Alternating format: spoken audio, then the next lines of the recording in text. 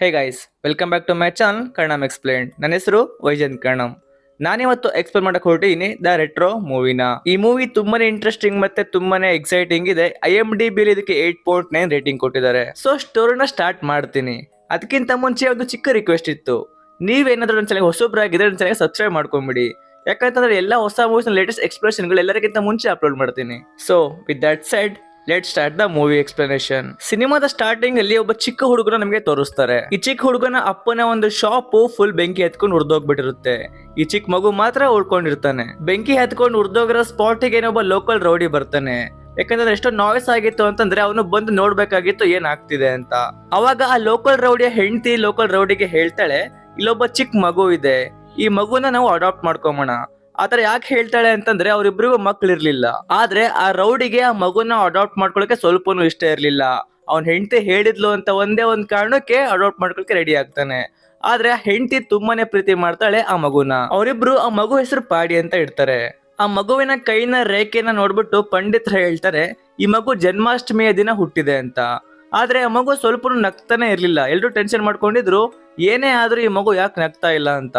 ಸ್ಕೂಲಲ್ಲಿ ಯಾವುದೇ ಒಂದು ಕಲ್ಚರಲ್ ಇವೆಂಟ್ ಅವನು ಪಾರ್ಟಿಸಿಪೇಟ್ ಮಾಡ್ತಾನೆ ಇರ್ಲಿಲ್ಲ. ಬರೀ ಹೊಡೆದಾಟ ಬಡ್ದಾಟ ಮಾಡ್ತಾ ಇದ್ದ ಯಾವಾಗ ನೋಡಿದ್ರು. ಅದಕ್ಕೆ ಅವರಿಗೆ ಸಜೆಸ್ಟ್ ಮಾಡ್ತಾರೆ, ನಿಮ್ ಮಗಂಗೆ ಜೂಡೋ ಅಥವಾ ಕರಾಟೆ ಕಲ್ಸಿ ಅಂತ. ಅವ್ರ ಅಪ್ಪ ಅಮ್ಮ ಕೂಡ ಅವನಿಗೆ ಸೇರಿಸ್ತಾರೆ. ಜೂಡೋ ಕರಾಟೆಯಲ್ಲಿ ಅವನು ಎಕ್ಸಲೆಂಟ್ ಆಗಿ ಪರ್ಫಾರ್ಮ್ ಮಾಡ್ತಾನೆ. ಎಲ್ಲವನ್ನೂ ತುಂಬಾನೇ ಬೇಗನೆ ಕಲಿತಾನೆ. ಹೀಗೆ ಸಮಯ ಕಳೀತಾ ಹೋಗುತ್ತೆ, ಅವನು ದೊಡ್ಡವನಾಗ್ತಾ ಹೋಗ್ತಾನೆ. ಆದ್ರೆ ಅವ್ರಮ್ಮಂಗೆ ಒಂದು ಕಾಯಿಲೆ ಇರುತ್ತೆ. ಅವ್ರಮ್ಮ ಇನ್ನೇನು ಕೊನೆ ಉಸಿರನ್ನ ತಗೊಳಕ್ ಹೋಗ್ತಾ ಇರ್ಬೇಕು. ಅವಾಗ ಅವ್ರಮ್ಮ ಅವನಿಗೆ ಒಂದು ನಿಜನ ಹೇಳ್ತಾರೆ, ನೀನು ನಮ್ಮ ಸ್ವಂತ ಮಗ ಅಲ್ಲ, ನಾವು ನಿನ್ನ ಅಡಾಪ್ಟ್ ಮಾಡ್ಕೊಂಡಿದೀವಿ. ಆದ್ರೆ ನಾನು ನಿನ್ ತುಂಬಾನೇ ಪ್ರೀತಿನ ಬೆಳೆಸಿದೀನಿ, ತುಂಬಾನೇ ಇಷ್ಟ ಪಡ್ತೀನಿ. ನಿಮ್ಮಪ್ಪ ಮೇ ಬಿ ನಿಂಗೆ ಅಷ್ಟೊಂದು ಪ್ರೀತಿ ತೋರ್ಸಲ್ಲ, ಆದ್ರೆ ಅವರು ಕೂಡ ನಿಂಗೆ ತುಂಬಾನೇ ಇಷ್ಟ ಪಡ್ತಾರೆ. ಅವರಿಗೆ ಬೇಜಾರು ಮಾಡ್ಕೊಳ್ಳಂಗೆ ನೀನ್ ಅವ್ರ ನೋಡ್ಕೋಬೇಕು ಅಂತ ಹೇಳ್ತಾಳೆ. ಹೀಗೆ ಹೇಳ್ಬಿಟ್ಟು ಅವರಮ್ಮ ಸತ್ತು ಹೋಗ್ಬಿಡ್ತಾರೆ. ನೆಕ್ಸ್ಟ್ ಸೀನ್ ಅಲ್ಲಿ ಅವರಮ್ಮನ ಅಂತಿಮ ಸಂಸ್ಕಾರದ ಕಾರ್ಯ ಎಲ್ಲ ಮುಗಿಯುತ್ತೆ. ಇವಾಗ ಅವರಪ್ಪ ಪಂಡಿತ್ಜಿಗೆ ಕೇಳ್ತಾರೆ, ನನ್ ಮಗನ ಇಲ್ಲೇ ಬಿಟ್ಬಿಟ್ಟು ಹೋಗ್ಬಿಡ್ಲಾ ಅಂತ. ಅದಕ್ಕೆ ಪಂಡಿತ್ಜಿ ಹೇಳ್ತಾರೆ, ನಿನ್ ಮಗುನ ನೀನ್ ಯಾವತ್ತೂ ಬಿಡ್ಬೇಡ, ಯಾಕಂತಂದ್ರೆ ಅವನು ತುಂಬಾನೇ ನಿನಗೆ ಲಕ್ಕಿ. ಅವ್ರ ಅಪ್ಪಂಗೆ ಅವ್ನ್ ಕಂಡ್ರೆ ಸ್ವಲ್ಪನೂ ಇಷ್ಟ ಇರ್ಲಿಲ್ಲ. ನೆಕ್ಸ್ಟ್ ಸೀನ್ ಅಲ್ಲಿ ರುಕ್ಮಿಣಿ ಅನ್ನೋ ಹುಡುಗಿ ಪಾಡಿಗೆ ಬಂದು ಮೀಟ್ ಆಗ್ತಾಳೆ. ರುಕ್ಮಿಣಿ ಬಂದು ಪಾಡಿ ಹತ್ರ ಹೇಳ್ತಾಳೆ, ನೀನ್ ಏನಕ್ಕೆ ಬೇಜಾರು ಮಾಡ್ಕೊಂತೀಯ, ನಮ್ಮಪ್ಪ ಕೂಡ ಸತ್ತು ಹೋಗಿದ್ದಾರೆ, ನಮ್ಮಪ್ಪ ನಂಗೆ ತುಂಬಾನೇ ಹೊಡಿತಾ ಇದ್ರು, ಆದ್ರೂ ನಾನು ಎಷ್ಟು ಚೆನ್ನಾಗಿದೆ ನೋಡು, ನೀನು ನಿನ್ ಮುಖದಲ್ಲಿ ನಗು ತಗೊಂಡ್ಬರ್ಬೇಕು, ಅವಾಗ್ಲೇ ನೀನ್ ತುಂಬಾನೇ ಚೆನ್ನಾಗಿ ಕಾಣೋದು ಅಂತ ಹೇಳ್ತಾಳೆ. ಹೀಗೆ ಹೇಳಿದ ತಕ್ಷಣ ಪಾಡಿಗೆ ಅವ್ರ ಅಮ್ಮನ ತುಂಬಾನೇ ನೆನಪಾಗುತ್ತೆ. ಆಕ್ಚುಲಿ ರುಕ್ಮಿಣಿ ಮತ್ತೆ ಪಾಡಿದು ಇದು ಲಾಸ್ಟ್ ಮೀಟ್ ಆಗ್ತಾ ಇತ್ತು. ಯಾಕಂತಂದ್ರೆ ರುಕ್ಮಿಣಿ ಅವರಮ್ಮ ಅವಳನ್ನ ಕರ್ಕೊಂಡು ಅಲ್ಲಿಂದ ಹೋಗ್ತಾ ಇದ್ರು. ನೆಕ್ಸ್ಟ್ ಸೀನ್ ಅಲ್ಲಿ ಪಾಡಿ ಮತ್ತೆ ಅವರಪ್ಪ ಟ್ರೈನ್ ಅಲ್ಲಿ ಹೋಗ್ತಾ ಇರ್ತಾರೆ. ಅಲ್ಲಿ ಅವ್ರ ಅಪ್ಪನ ಮೇಲೆ ಅಟ್ಯಾಕ್ ಆಗ್ಬಿಡುತ್ತೆ. ಇವಾಗ ಹೀರೋ ತುಂಬಾನೇ ಜೂಡೋ ಕರಾಟೆ ಎಲ್ಲ ಕಲ್ತಿರ್ತಾನೆ. ಆ ಎಲ್ಲಾ ರೌಡಿಗಳಿಗೂ ಒಬ್ನೇ ಹೊಡಿತಾನೆ. ಅದನ್ನ ಅವ್ರ ಅಪ್ಪ ನೋಡ್ಬಿಟ್ಟು ಅವನಿಗೆ ಬಂದು ತಪ್ಕೊಂಡು ಹೇಳ್ತಾನೆ, ನೀನು ನನ್ ಮಗ. ಹೆಂಗ ಅವ್ರ ಅಪ್ಪ ರೌಡಿನೇ ಅಲ್ಲ, ಅವ್ನ್ ಮಗ ಅವ್ರಿಗೆಲ್ಲ ಹೊಡೆದ್ ನೋಡ್ಬಿಟ್ಟು ಅವನಿಗೆ ಖುಷಿ ಅಂತೂ ಆಗ್ಲೇಬೇಕು. ಅವ್ನ್ ಅನ್ಕೊಂತಾನೆ, ಈಗ ನನ್ ದಂಧೆನ ಇವನು ಮುಂದೆ ನಡ್ಸ್ಕೊಂಡು ಹೋಗ್ತಾನೆ ಅಂತ. ಈಗ ಸೀನ್ ಶಿಫ್ಟ್ ಆಗುತ್ತೆ. ನಾವಿಲ್ಲಿ ನೋಡ್ತೀವಿ ಸೌತ್ ಆಫ್ರಿಕಾ 1993 ಸೀನ್ಗಳನ್ನ. ಅಲ್ಲಿ ಸೌತ್ ಆಫ್ರಿಕನ್ಸ್ ಅವ್ರ ಜನಕ್ಕೆ ಹೇಳ್ತಾ ಇದಾರೆ, ನಿನ್ನ ಮೈಯಲ್ಲಿ ಎಷ್ಟೇ ಗೋಲ್ಡ್ ಸಿಲ್ವರ್ ಏನೇ ಇರ್ಲಿ ಅವೆಲ್ಲ ಬಿಟ್ಬಿಟ್ಟು ಅಲ್ಲಿಂದ ಹೋಗ್ತಾ ಇರು ಅಂತ. ನೆಕ್ಸ್ಟ್ ಸೀನ್ ಅಲ್ಲಿ ನಾವು ಒಂದು ಗೋಲ್ಡ್ ಫಿಶ್ ಅಂತ ಒಂದು ಕಂಟೈನರ್ ನ ಟ್ರೈನ್ ಅಲ್ಲಿ ಬರ್ತಾ ಇರೋದನ್ನ ನೋಡಬಹುದು. ಆ ಒಂದು ಗೋಲ್ಡನ್ ಫಿಶ್ ಕಂಟೈನರ್ ನ ಇವರು ಅನ್ಕವರ್ ಮಾಡಿ ಓಪನ್ ಮಾಡಿ ನೋಡಿದಾಗ ಅದರಲ್ಲಿ ಬರ್ದಿರುತ್ತೆ, ಈ ಫಿಶ್ ಗಳನ್ನ ನೀವು ಬೇಯಿಸ್ಕೊಂಡು ತಿನ್ಬಿಡಿ ಅಂತ. ಈಗ ಆ ಆಫ್ರಿಕನ್ಸ್ ಅವರ ಇಂಡಿಯನ್ ಫ್ರೆಂಡ್ ಗೆ ಕಾಲ್ ಮಾಡಿ ಕೇಳ್ತಾರೆ, ಈ ಕೆಲ್ಸನ ಯಾರು ಮಾಡಿರೋದು, ಯಾಕಂತಂದ್ರೆ ಈ ಗೋಲ್ಡ್ ಇಂದ ತುಂಬಿಕೊಂಡಿರೋ ಕಂಟೈನರ್ ಇಂಡಿಯನ್ ಸಮುದ್ರದ ಮೇಲೆನೆ ಬರೋದು, ಅಲ್ಲೇ ಯಾರೋ ಏನೋ ಕೆಲಸ ಮಾಡಿದಾರೆ ಅಂತ ಹೇಳ್ತಾನೆ. ಈಗ ಸೀನ್ ಕಟ್ ಆಗುತ್ತೆ. ನಾವಿಲ್ಲಿ ದೊಡ್ಡವನಾಗಿರೋ ಪಾಡಿ ಅಂದ್ರೆ ಸೂರ್ಯ ಅವ್ರನ್ನ ನೋಡ್ಬೋದು. ಅವ್ರಪ್ಪನ ಪ್ರತಿಯೊಂದು ಇಲ್ಲಿಗಲ್ ದಂಧೆನ ಇವಾಗ ಅವನೇ ನೋಡ್ಕೊಂತಾ ಇರ್ತಾನೆ. ರುಕ್ಮಿಣಿ ಮತ್ತೆ ಪಾಡಿದು ಇವತ್ತು ಮದ್ವೆ ಆಗಲಿದೆ. ಅವನು ಪ್ರಾಮಿಸ್ ಮಾಡಿರ್ತಾನೆ, ಈ ಒಂದು ಇಲ್ಲಿಗಲ್ ಆಕ್ಟಿವಿಟೀಸ್ ನ ಇವತ್ತಿಗೆ ಬಿಡ್ತಾ ಇದೀನಿ ಅಂತ. ರುಕ್ಮಿಣಿ ಒಂದು ಅನಿಮಲಿನ ಡಾಕ್ಟರ್ ಆಗಿರ್ತಾಳೆ. ರುಕ್ಮಿಣಿ ಅಹಿಂಸಾ ಪ್ರಿಯೆ. ಅವಳಿಗೆ ಈ ಹೊಡೆದಾಟ ಬಡದಾಟ ಸ್ವಲ್ಪನೂ ಇಷ್ಟ ಇರಲ್ಲ. ಅದಕ್ಕೆ ಅವಳು ಪಾಡಿಗೆ ಹೇಳಿರ್ತಾಳೆ, ದಯವಿಟ್ಟು ನಿಮ್ಮ ಅಪ್ಪ ಕೆಲಸ ಮಾಡ್ತಾರೆ ಎಲ್ಲ ಇಲ್ಲಿಗಲ್ ಆಕ್ಟಿವಿಟೀಸ್ ನೀನ್ ಮಾಡೋದ್ ಬಿಟ್ಬಿಡು ಅಂತ. ನೆಕ್ಸ್ಟ್ ಸೀನ್ ಅಲ್ಲಿ ಪಾಡಿ ಮತ್ತೆ ರುಕ್ಮಿಣಿ ಮದ್ವೆ ಆಗ್ತಾ ಇರುತ್ತೆ. ಅಲ್ಲಿ ಎಂಟ್ರಿ ಆಗುತ್ತೆ ಪಾಡಿ ಅವ್ರ ಅಪ್ಪಂದು. ಅವನು ಒಬ್ನೇ ಎಲ್ಲ ಇಡೀ ಗ್ಯಾಂಗ್ ನ ಕರ್ಕೊಂಡು ಅಲ್ಲಿಗೆ ಬರ್ತಾನೆ. ಪಾಡಿ ಅವರಪ್ಪ ಇನ್ನೊಂದ್ ಮದ್ವೆ ಆಗಿರ್ತಾನೆ. ಅವನಿಗೆ ಇನ್ನೊಂದ್ ಮಗು ಕೂಡ ಇರುತ್ತೆ. ಆದ್ರೆ ಅವನು ಪಾಡಿಗೆ ತುಂಬಾನೇ ಇಷ್ಟ ಪಡ್ತಾ ಇರ್ತಾನೆ. ಯಾಕಂತಂದ್ರೆ ಅವನ ಇಲ್ಲಿಗಲ್ ಆಕ್ಟಿವಿಟಿ ದಂಧೆಗಳನ್ನ ಪಾಡಿ ತುಂಬಾ ಚೆನ್ನಾಗಿ ಮಾಡ್ತಾ ಇರ್ತಾನೆ. ಪ್ರತಿಯೊಂದು ಕೆಲ್ಸನೂ ಕರೆಕ್ಟ್ ಆಗಿ ಮುಗಿಸ್ತಾ ಇರ್ತಾನೆ. ಅವನಿಗೆ ಒಳಗೆ ಇಷ್ಟ ಇರಲ್ಲ ಪಾಡಿ ಈ ಒಂದು ಇಲ್ಲಿಗಲ್ ಆಕ್ಟಿವಿಟೀಸ್ ನ ಬಿಡೋದು. ಇವಾಗ ಪಾಡಿ ಮತ್ತೆ ಅವರಪ್ಪ ಒಂದು ಮೀಟಿಂಗ್ ತರ ಕುತ್ಕೋತಾರೆ ಮಾತಾಡೋದಿಕ್ಕೆ. ಅಪ್ಪ ಹೇಳ್ತಾರೆ, ಮದ್ವೆಗೂ ಮುಂಚೆ ಒಂದೊಂದ್ ಪೆಗ್ ಹಾಕೇ ಬಿಡೋಣ. ಇವಾಗ ಹೇಳು, ಆ ಒಂದು ಗೋಲ್ಡ್ ಫಿಶ್ ನ ಕಂಟೈನರ್ ನೀನೆ ತಾನೇ ಕದ್ದಿರೋದು. ಪಾಡಿ ಹೇಳ್ತಾನೆ, ನಾನು ಆ ಒಂದು ಕಂಟೈನರ್ ನ ಕದ್ದಿಲ್ಲ. ಅಕಸ್ಮಾತ್ ನಾನೇ ಕದ್ದಿದ್ರು ಕೂಡ ನಾನ್ ನಿನ್ನ ಹತ್ರ ಕದ್ದಿದ್ದೀನಿ ಅಂತ ನಿನ್ನ ಹತ್ರ ಯಾಕೆ ಹೇಳಿ? ಫಸ್ಟ್ ಆಫ್ ಆಲ್ ಆ ಒಂದು ಗೋಲ್ಡ್ ಎಲ್ಲ ಅಲ್ಲಿರೋ ಬಡೂರಿಂದು, ಅದು ಅವ್ರ ಕೈಲೂ ಕೂಡ ಬರಬಾರ್ದಾಗಿತ್ತು. ಈ ಮಾತನ್ನ ಕೇಳಿಸ್ಕೊಂಡು ಅಪ್ಪ ತುಂಬಾನೇ ಕೋಪ ಮಾಡ್ಕೋತಾನೆ. ಇವಾಗ ಅವ್ರ ಅಪ್ಪನೇ ಅವನ ಮಗನ ಸಾಯಿಸೋದಿಕ್ಕೆ ಅಲ್ಲಿರೋ ರೌಡಿಗಳಿಗೆ ಹೇಳ್ತಾನೆ. ಆಮೇಲೆ ಅವರಪ್ಪ ರುಕ್ಮಿಣಿ ಹತ್ರ ಹೋಗ್ಬಿಟ್ಟು ಅವಳ ಕುತ್ತಿಗೆಗೆ ಚಾಕು ಹಿಡಿತಾನೆ. ಅವನ ಮಗ ಎಲ್ಲರಿಗೂ ಸಾಯಿಸ್ಬಿಡ್ತಾನೆ. ಆಮೇಲೆ ಬಂದ್ಬಿಟ್ಟು ಅವ್ರ ಅಪ್ಪನ ಕೈನ ಕಟ್ ಮಾಡ್ತಾನೆ. ಆಮೇಲೆ ಹೇಳ್ತಾನೆ, ನಾನ್ ನಿನಗೆ ಹೇಳಿದ್ದೆ ನನ್ ರುಕ್ಕೋಯಿಂದ ದೂರ ಇರು ಅಂತ. ಈಗ ಅಲ್ಲಿ ಆಗಿದ್ದ ಎಲ್ಲ ಒಂದು ಸೀನ್ ನ ರುಕ್ಮಿಣಿ ನೋಡ್ಬಿಟ್ಟು ತುಂಬಾನೇ ಶಾಕ್ ಆಗ್ಬಿಟ್ಟಿದ್ದಾಳೆ. ಯಾಕಂದ್ರೆ ಪಾಡಿ ಪ್ರಾಮಿಸ್ ಮಾಡಿರ್ತಾನೆ ರುಕ್ಮಿಣಿಗೆ, ನಾನು ಈ ಒಂದು ಎಲ್ಲಾ ಆಕ್ಟಿವಿಟೀಸ್ ನ ಬಿಡ್ತೀನಿ ಅಂತ. ಆದ್ರೂ ಕೂಡ ಇಷ್ಟು ಜನಕ್ಕೆ ಸಾಯಿಸಿರೋದನ್ನ ಅವಳು ನೋಡ್ಬಿಟ್ಟು ತುಂಬಾನೇ ಶಾಕಿಗೆ ಹೋಗ್ಬಿಡ್ತಾಳೆ. ಇವಾಗ ಅಲ್ಲಿ ಪೊಲೀಸ್ ಬಂದ್ಬಿಟ್ಟು ಪಾಡಿಗೆ ಅರೆಸ್ಟ್ ಮಾಡ್ಕೊಂಡು ಕರ್ಕೊಂಡು ಹೋಗ್ತಾರೆ. ಕೈ ಕಟ್ಟಾಗಿರುವ ಅಪ್ಪ ಅಲ್ಲೇ ಒದ್ದಾಡ್ತಾ ಇರ್ತಾನೆ. ಅವ್ರಪ್ಪ ಪಣ ತಗೊಂತಾನೆ, ನಾನು ನಿನ್ ಲೈಫ್ ನಾಶ ಮಾಡೇ ಮಾಡ್ತೀನಿ ಅಂತ. ಇನ್ನೊಂದ್ ಕಡೆ ರುಕ್ಮಿಣಿಗೆ ಅವ್ರಮ್ಮ ರುಕ್ಮಿಣಿಗೆ ಅಲ್ಲಿಂದ ಕರ್ಕೊಂಡೆಲ್ಲೋ ದೂರ ಹೋಗ್ಬಿಡ್ತಾಳೆ. ಇವಾಗ ಪಾಡಿ ಜೈಲಲ್ಲಿದ್ದಾನೆ. ಜೈಲಲ್ಲಿ ಅವನಿಗೆ ತುಂಬಾನೇ ಟಾರ್ಚರ್ ಮಾಡ್ತಾ ಇದಾರೆ. ಯಾಕಂತಂದ್ರೆ ಎಲ್ರು ಆ ಗೋಲ್ಡಿನ ಕಂಟೈನರ್ ಎಲ್ಲಿದೆ ಹೇಳು ಹೇಳು ಅಂತ ಅವನಿಗೆ ತುಂಬಾನೇ ಟಾರ್ಚರ್ ಕೊಡ್ತಾ ಇರ್ತಾರೆ. ಜೈಲಲ್ಲಿ ಆ ಟಾರ್ಚರ್ ನ ಮಾಡಿಸ್ತಾ ಇದ್ದಿದ್ದು ಬೇರೆ ಯಾರು ಅಲ್ಲ, ಪಾಡಿ ಅವ್ರ ಅಪ್ಪನೇ. ಯಾಕಂತಂದ್ರೆ ಪಾಣಿ ಅವ್ರ ಅಪ್ಪಂಗೂ ಕೂಡ ತುಂಬಾನೇ ಪ್ರೆಷರ್ ಆಗಿತ್ತು. ಎಲ್ರು ಅವನಿಗೆ ಹೆದರ್ಸ್ತಾ ಇದ್ರು, ಆ ಒಂದು ಗೋಲ್ಡನ್ ಕಂಟೈನರ್ ಎಲ್ಲಿದೆ ಅಂತ ನಿನ್ ಮಗನ್ ಕೈಲಿ ಇನ್ಫಾರ್ಮೇಶನ್ ತೆಗಿಲೇಬೇಕು. ಅಕಸ್ಮಾತ್ ಆ ಕಂಟೈನರ್ ಸಿಗ್ಲಿಲ್ಲ ಅಂತಂದ್ರೆ ನೀನಂತೂ ಜೈಲಿಗೆ ಹೋಗ್ತೀಯ.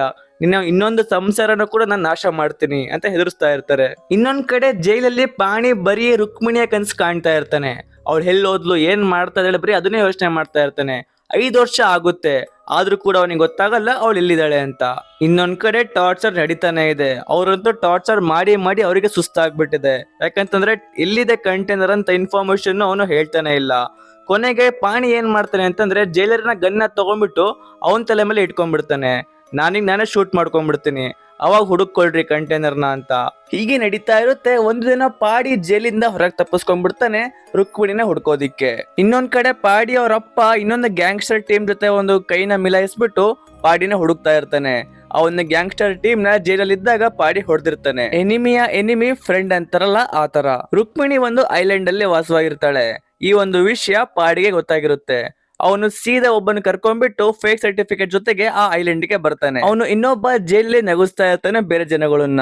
ಇವಾಗ ಸೂರ್ಯಂಗಂತೂ ನಗ್ಸಕ್ ಬರಲ್ಲ ಮತ್ತೆ ನಗಕ್ಕೂ ಬರ್ತಾ ಇರಲ್ಲ. ಅದಕ್ಕೆ ಫೇಕ್ ಸರ್ಟಿಫಿಕೇಟ್ ಒಂದು ಪ್ರೂಫ್ ತರ ಇತ್ತು.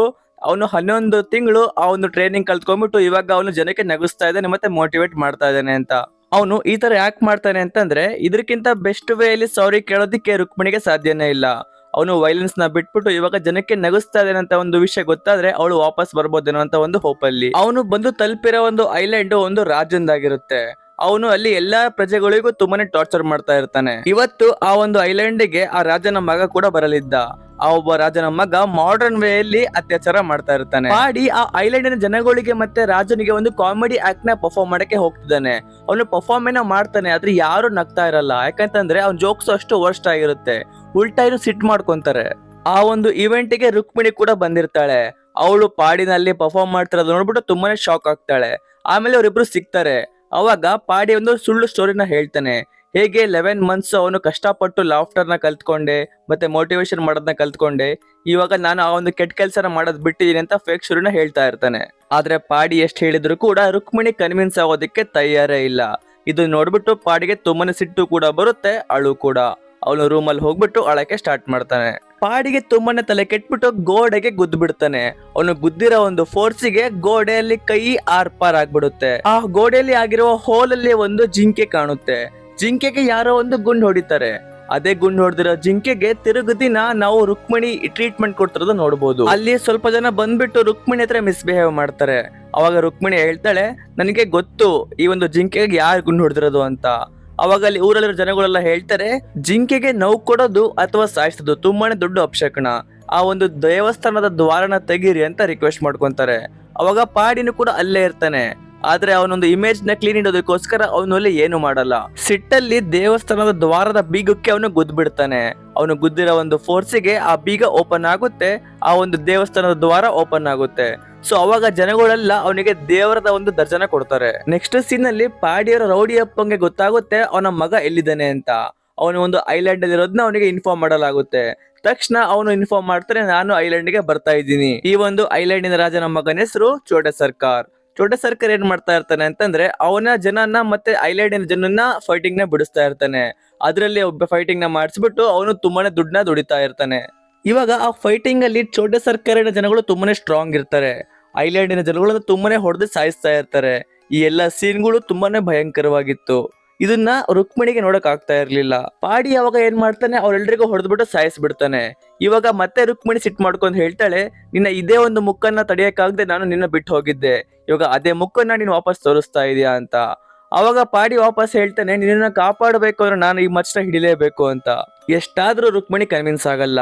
ಇವಾಗ ಪಾಡಿಯ ತಲೆ ಕೆಟ್ಬಿಟ್ಟಿದ್ದು ಅವ್ನು ಏನ್ ಮಾಡ್ಬೇಕು ಅಂತ ಗೊತ್ತಾಗ್ತಿಲ್ಲ. ಅವಾಗ ಚೋಟ ಸರ್ಕಾರ ಒಂಥರ ಹೆಲ್ಪ್ ಮಾಡೋಕೆ ಬರ್ತಾನೆ.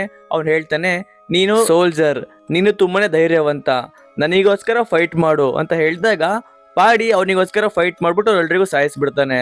ಮತ್ತೆ ಇದ್ರೊಳಗಡೆ ತುಂಬಾನೇ ದುಡ್ಡನ್ನ ಕೂಡ ದುಡಿತಾನೆ. ಇವಾಗ ಚೋಟ ಸರ್ಕಾರ ಕಡೆಯಿಂದ ಪಾಡಿ ಆಡ್ತಾ ಇರ್ತಾನೆ. ಅದೇ ಐಲ್ಯಾಂಡಿನ ಜನಗಳಿಗೆ ಹೊಡಿತಾ ಇರ್ತಾನೆ, ದುಡ್ಡನ್ನ ದುಡಿತಾ ಇರ್ತಾನೆ. ಒಂದು ದಿನ ಆ ಒಂದು ಚೋಟ ಸರ್ಕಾರ ಬಂದು ಹೇಳ್ತಾನೆ, ನಿಮ್ಮಪ್ಪ ನಿಂಗೆ ಹುಡುಕೊಂಡು ಬಂದಿದ್ದಾರೆ, ಅವರಿಗೆ ಗೊತ್ತಾಗ್ಬೇಕಂತೆ ಆ ಒಂದು ಗೋಲ್ಡ್ ಫಿಶ್ ನ ಕಂಟೈನರ್ ಎಲ್ಲಿದೆ ಅಂತ. ಅವ್ರ ಹತ್ರ ಹೋಗ್ಬಿಟ್ಟು ಆ ಇನ್ಫಾರ್ಮೇಶನ್ ಹೇಳು, ನಾನಿಗೊಂದು ಒಳ್ಳೆ ಪಾರ್ಟಿ ಕೊಡ್ತೀನಿ ಅಂತ ಹೇಳ್ತಾನೆ. ಪಾಡಿ ಅವ್ರ ಅಪ್ಪನ ಮೀಟ್ ಮಾಡೋದಕ್ಕೆ ಹೋಗ್ತಾನೆ. ಅದ್ರಲ್ಲಿ ಹೋದಾಗ ನೋಡಿ ಗೊತ್ತಾಗುತ್ತೆ, ಆಲ್ರೆಡಿ ರುಕ್ಮಿಣಿನವರು ಕಿಡ್ನಾಪ್ ಮಾಡ್ಬಿಟ್ಟಿದ್ದಾರೆ ಅಂತ.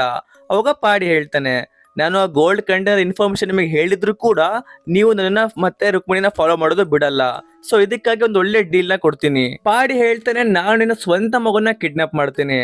ಅಕಸ್ಮಾತ್ ನೀನು ಮತ್ತೆ ನಿನ್ ಗ್ಯಾಂಗ್ ನನ್ನ ರುಕ್ಮಿಣಿನ ಫಾಲೋ ಮಾಡೋದು ಬಿಡ್ಲಿಲ್ಲ ಅಂತಂದ್ರೆ ನಿನ್ ಮಗ ಸಾಯ್ತಾನೆ. ನೆಕ್ಸ್ಟ್ ಸೀನ್ ನಲ್ಲಿ ಚೋಟ ಸರ್ಕಾರ್ ಮತ್ತೆ ಬಡ ಸರ್ಕಾರ್ ಅಂದ್ರೆ ಅಪ್ಪ ಮಗ ಮಾತಾಡ್ತಾ ಇರ್ತಾರೆ.